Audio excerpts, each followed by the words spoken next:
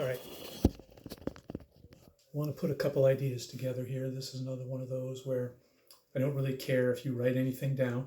There's a couple formulas here. I have given those to you in the cheat sheet or the quick reference guide to confidence intervals. So you already have them. You're free to write them down again, of course.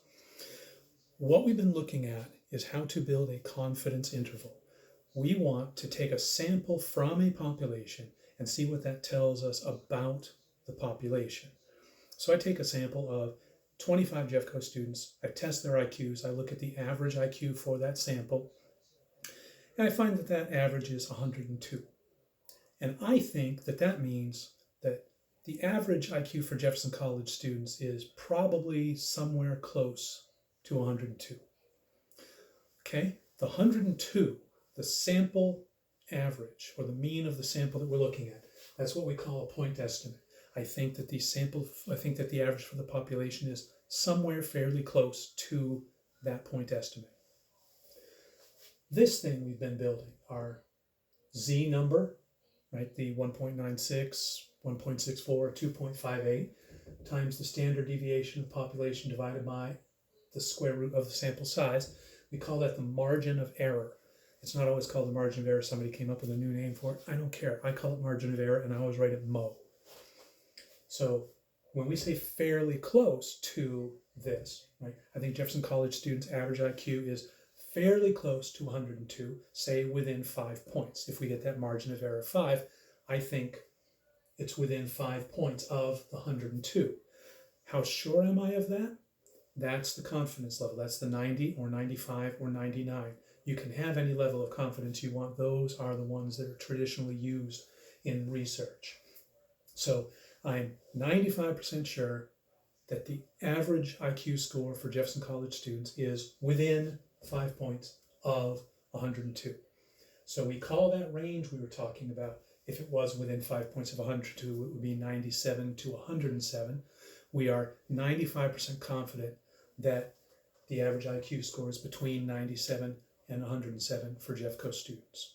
Okay, that's what confidence intervals are all about. You already know how to build them. That's what we did last time, and we're going to do next time, including the calculator. But that's what they mean. And the rationale behind it is, right, we've been saying, if we knew the mean of the population, which now we're assuming we don't know the mean of the population, and we went out this distance in both directions, we would be 95% confident that our sample mean, this guy here, remember x bar is the mean of the sample, mu is the mean of the population. We would be 95% sure that our sample mean would fall within that range. Well, that's the same thing as saying, suppose I have my sample mean here, and I go out that same margin of error in both directions, I'd be 95% sure that the actual mean of the population would be within that range. Does that make sense? If I know the mean of the population, I'm 95% sure that my sample falls this close to the mean of the population. Well, that's the same thing as saying if I know the mean of the sample, then I'm 95% sure that the mean of the population is within that range. Now, assuming, well, we're not assuming anything. We're trying to figure out what the mean of the population is. We're not going to test everybody, so we test our sample. We find the average for the sample. We find the margin of error, and then we go up and down the margin of error, and we say we are 95 or 99 or 90% confident that the mean of the population is between those two numbers.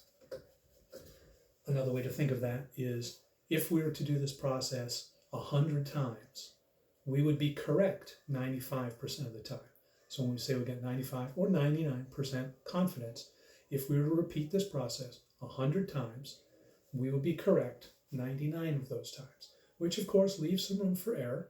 There's always going to be some possibility that you're wrong if you're not testing the entire population.